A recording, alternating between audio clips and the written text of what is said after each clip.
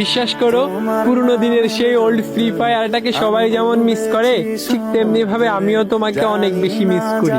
আমি হয়তো নাইম আলমের মতন এত কিউট না, কিন্তু বিশ্বাস করো, আমি কখনোই গেমিং উইথ জিহাদের মতো তোমার জীবন থেকে হারিয়ে যাব না। আমি কখনোই কাজী অর্পার মতো রাগ করে কিবোর্ড ভেঙে ফেলার মতো তোমার মনটাকে কখনোই ভেঙে দিব না। শত অপমানের পরেও আমি রোস্টারের মতো তোমাকে পাওয়ার চ্যালেঞ্জ নিব। আমি মিস্টার ট্রিপোলারের মতো সহজেই তোমার মনে জায়গা করে নিতে চাই। তুমি আমাকে তাড়িয়ে দিলে আমি এলুশনিজ ওয়াইটি অর্থাৎ রিঙ্কু ভাইয়ের মতো বারবার তোমার জীবনে ফিরে আসবো।